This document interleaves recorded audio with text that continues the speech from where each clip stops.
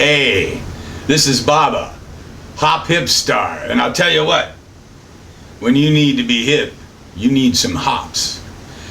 I've been here on Kauai for 4 days, getting ready to film a tribute to Jimmy Phillips, and all I can tell you is this: 4 days with Harry is like 400 days with almost anybody else. It's been a wild ride. We started on St. Patty's Day, and I'll tell you what, we used up all the scotch in Hanalei, and they had to wait for the next truck to come on Monday. It's been sad, I tell you. Harry's currently retching in the bathroom, so I hope this noise isn't going to take up any of the sound here on the fine, super fine video I'm making for all my friends back in Santa Cruz, California. I'll tell you what, staying with Harry is kind of like having a friend with a terminal disease. You mostly sit out in the living room reading and watching TV while they moan in the back bedroom, and then hope you can take him outside for a ride for an hour or two every day. In a little while, if he regains consciousness, I'm going to bring Harry out here, and we're going to do an interview together. It'll be something else. It'll be many syllables versus monosyllabic blithering. Well, what did you expect? Hi, I'm here with Harry Conte, who's the Grand Imperial Wizard of the Pleasure Point Night Fighters, and also head honcho of the Pack Your Trash movement, which has stickers in languages all over the world. I've seen Pakisu Basura, and as you can see here, I'm holding Ole Opala, which is Hawaiian for Pack Your Trash. And Harry is just, he's a visionary man, and along with the Save Our Seas movement, they've teamed up over here on Kauai to get everybody interested in keeping their environment clean. I'll tell you something else. It's really hard to do a retrospective of all our activities at Pleasure Point without bringing up a lot of criminal activity. But you know what? I'm going to try not to do that. And basically, here's how it's going to go.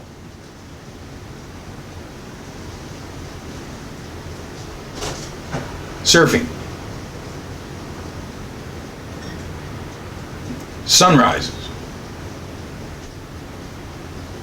More surfing. Sunsets.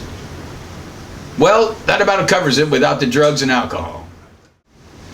You know, St. Patty's Day, Harry scored a couple of tourist chicks and came home with us that night. It was spectacular. He got them all hooked up by promising PPNF t-shirts. It wasn't until we got him to the house he told me he was going to pour ice water all over him once they got him on. I'll tell you what, one was with me, plopped down on the couch, pulled up her mini skirt and spread her legs, and she had a pair of crotchless underwear on. She says, "Hey, how'd you like a little bit of this?" I told her, "Hell no, look what it did to your underwear." There's some loud noises coming from back in the bathroom right about now. I think it's Harry laughing, but you know, you never can tell. That guy squeals like a pig when he's retching, I'll tell you that much. We were leaving the beach in Hanalei last night, and he was wowing some people trying to have a luau in the back of their car. They were thinking there was a pig roast going in ours, I'll tell you that much. Had to wash off the passenger door too. Harvey, bro, I've been staying at his house for 4 days now. It's great. I'll tell you what, if you like cheese, cranberry juice, or vodka, you're in like Flynn. And I gotta tell you, my friends and I are buried to the hilt in this thing. You know, I don't want to belittle my man too much, because I'm telling you flat out, he's the hardest working guy on Kauai, and probably only one of the real working guys on Kauai. He's a sheet metallurgist. I don't know if you know what that is, but that's a guy that makes gutters, and his mind is right in that. Sadly, one of the PPNF things that never really got off the ground, at least out in public, was the Pleasure Point wheelbarrow races. Now what you need is a 19-year-old girl and some cocktails. Have you ever tried to figure out why Sam Adams, a notoriously American-made beer, shows up on the imported beer list for a bunch of fucking money whenever you go to the bar? The hell's wrong with that? They should get something made in China.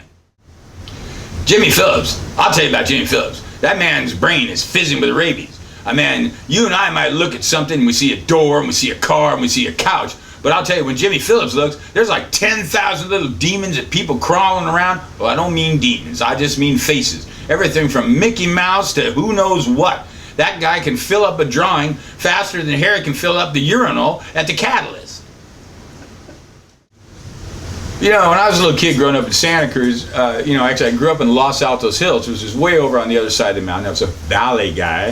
The only good news about that was I came from the same town as Doug Hout, who was like the supreme surfer of all time. But in the early days, Valley Guy didn't mean that much. It wasn't until later on, the middle 60s and later, that people start getting uptight about stuff like that. You were a surfer, and that was that. The wonderful Alan Barron used to let me keep my board in his garage out there by Cowell, so I could hitchhike back and forth by myself to Santa Cruz, because hitchhiking with a surfboard was like hitchhiking with a gorilla. Who the hell is going to pick you up with something like that? Anyway, actually, even a lot of my dim-witted Santa Cruz friends believe I went to high school with them. Didn't you go to high school with us, Bob? And it's like, no, man, I didn't, because I'll tell you what, you were just so stacked up you didn't recognize me in the weekdays. I was just there on the weekends. Jimmy Phillips sent me some great pictures of Live Oak when he was young, and that place was empty. I mean, all there was Brown's Bulb Ranch. As early as even when I was a young surfer going to Pleasure Point, there was only 2 stop signs on 41st Avenue between the freeway and the Hook. The Foster Freeze and the Chevron station were up there, and everything else was either Brown's Bulb Ranch or nothing.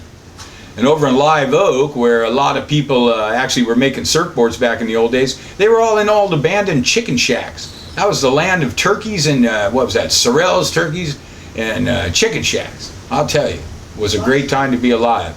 And I'm sure Jimmy is really happy about that, because he was one lonely kid surfing by himself with hardly anybody around at Pleasure Point in those days.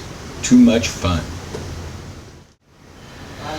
Across the street from the new coastal highway was the Mushroom Factory. And I'll tell you what, you prayed for it not to be offshore winds for too long if you lived anywhere near that thing. Man, you know what they grow mushrooms in, don't you? The same stuff Harry's filling up the bowl with right now. Hey, it's Bob Shaw. We're over in front of the Hanalei Surf Company. My great old friend from the 1970s, Bobba Boland's inside working, and we're going to surprise her with a visit. Let's get it on, dudes. Not even. I'll spock her out, and then we'll have an attack.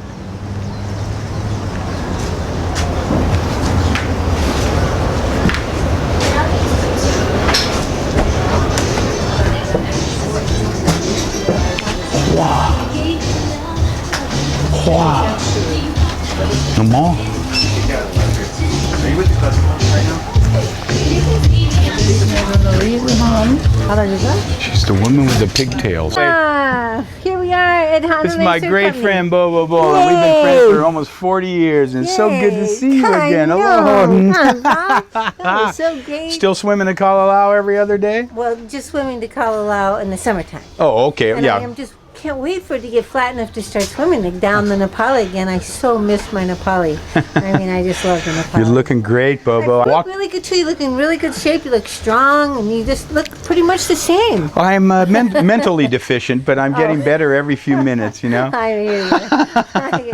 And how's everybody else? How's Everybody's Alpin? doing good. Alpin's doing great. You know- Alpin has 2 grown-up kids and one 12-year-old, and she has a good, nice family, good life, good husband. Unreal. Married a long time. You know, Bob Stone, the guy that made the Taylor Camp movie, lives about 4 blocks away from me on Maui. Cool. And so I got a copy of the movie, and we went to the show when it was over there, you know, and saw all kind of guys, you know, that I knew from back in, everybody walking to the show had this kind of weird smile on their face, like, you know, I was there, I was there, I was there. Yeah. Oh, it's so good to see you. I'm really happy to be here. Bob, I'm so glad you came. I'm a great-grandma.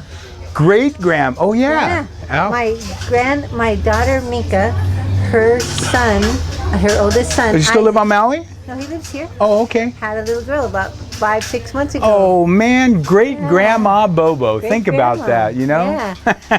Most of us thought we were never going to live to be anything. Now here we are, Yeah. I'm a grandpa 3 times, you know? How about, you know, it's so funny because now I'm still out there surfing. Yeah, yeah, And yeah. I'm kind of joking around with everybody. I don't see any other great grandmas out here. Where are they? Come on. What a great time we had. We did. We were young and crazy. We were old young crazy. and we were, you know, pretty much certifiably crazy, I think, in those days. I try to still be as crazy as possible. Boy, I'm so happy to see you. We can still I better visit, get but back we're going to to work. stop filming now Yeah. so you can go back and I not better get fired and gotta lose your get- job. yeah, right. Okay, I love you the most. So I'm going to just follow you around. We'll come back and say hi again soon. Okay. I love you, man. I love you Good too. to So see good you. to see you. Aloha. Store. Too perfect. Hey, wait. It sounds like my ride's coming. Any second now. Wait, hold on. Oh, it is my ride. Oh no, I thought that would be the DUI guys. Okay, I'm ready to get in. Uh-oh. Well, hey, somebody probably drowning out Hanalei Bay. That's going to be the big trouble, I tell you, right off the get-go. Big waves, big troubles. It's a powerful wave. Okay.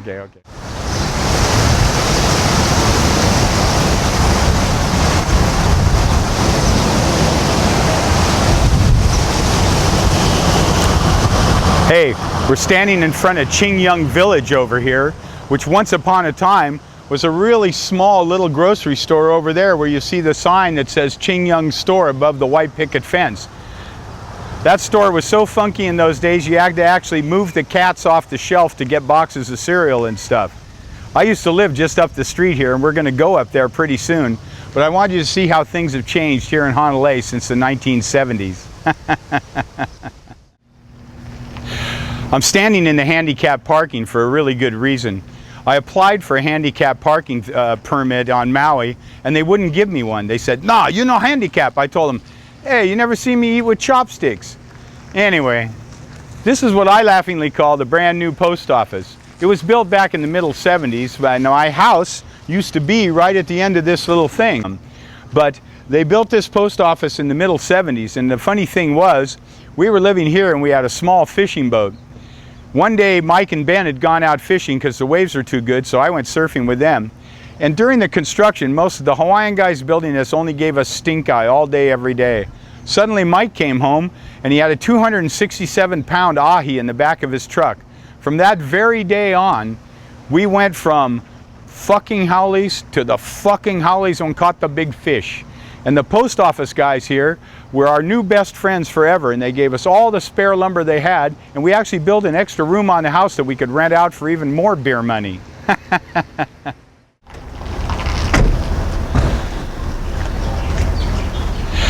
Back before they built this post office, it consisted of a little window in the Qingyang store, right next to the plate lunch window.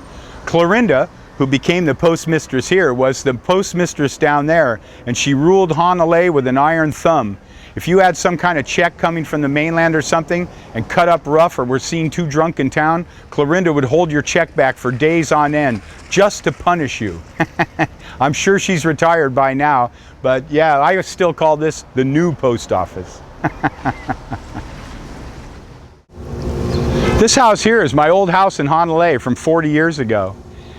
It used to be further up, almost past where the camera is right now, but they dragged it back when Larry Ching built the famous Qingyang shopping center before he passed away.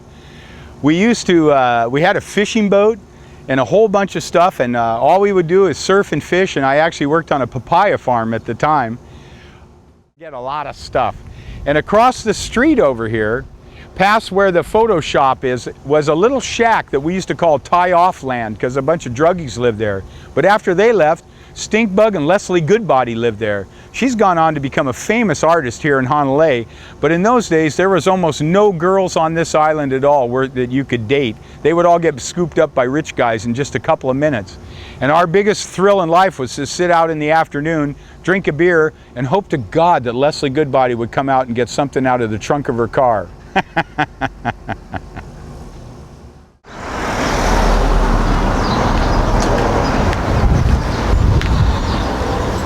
Now I think here is your Hawaiian tourist things. We're going to check out and see if we got any of your Hawaiian gifts here. I'm not sure if we do or not. No, Pardon me, young lady, do you have any Hawaiian gifts here? Things made here. And I would hope your bird would say something wonderful. You want a cracker? What are you doing? Oh, He wants a peanut. Well, heavens to Betsy. Hey, I got dark glasses on. I'm sure I look much better like this. Wait a minute, that's not my good side.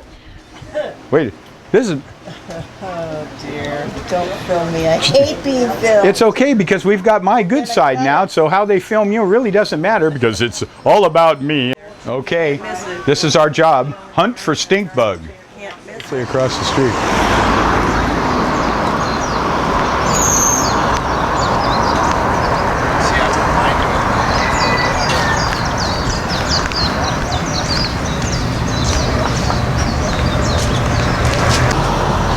Hey, this is the Hanalei liquor store, one of my favorite places on earth. Way back years ago, this was the most important place in Hanalei for a lot of us. If the civil defense guys ever said the bridge was going to close, we all would pool our money and run down here as fast as we could, because with the Hanalei bridge closed, the Budweiser truck could not get through and we would all be out of beer. So that's the way we worked it back in the old days. Aloha. How are you today? How are you? I'm just fine. I wish your mom wasn't still on. Is that your mom? My mom. Cool. I used to have to lift you off the freezer to get beers when I was a little kid. In there. Anyway, I got beers. Hanalei Liquor Store. One more time. Almost too perfect. But we buy better beer now because we're getting older and like to spend money faster.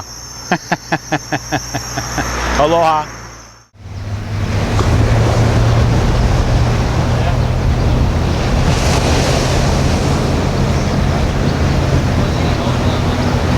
Hey, I'm here visiting Hanalei, and I got my great old friend Beaver here from Maui.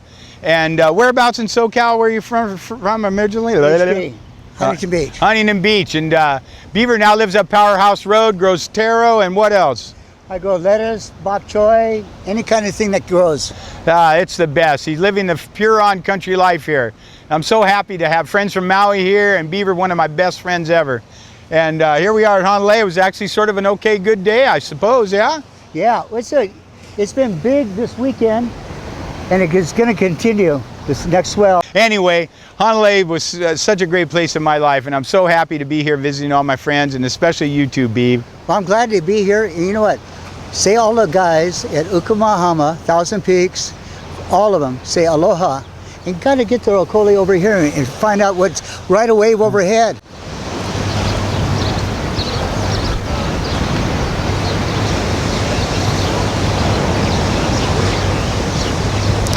You know, this is the lovely Hanalei Bay and Hanalei Valley.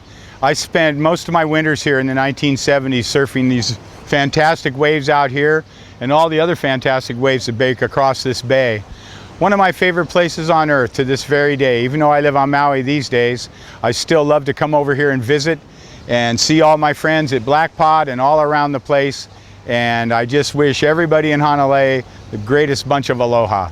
Aloha. Hi, I'm Hugh G. Rection, and I gotta tell you, I am so excited about Harry Conte, the brutally handsome Grand Vizier of the Pleasure Point Night Fighters, and his famous Pack Your Trash movement.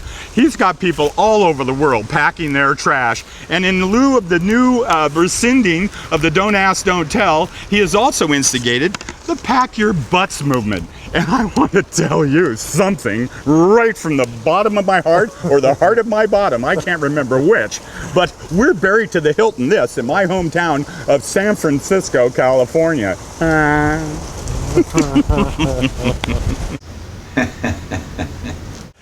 La la la la la la.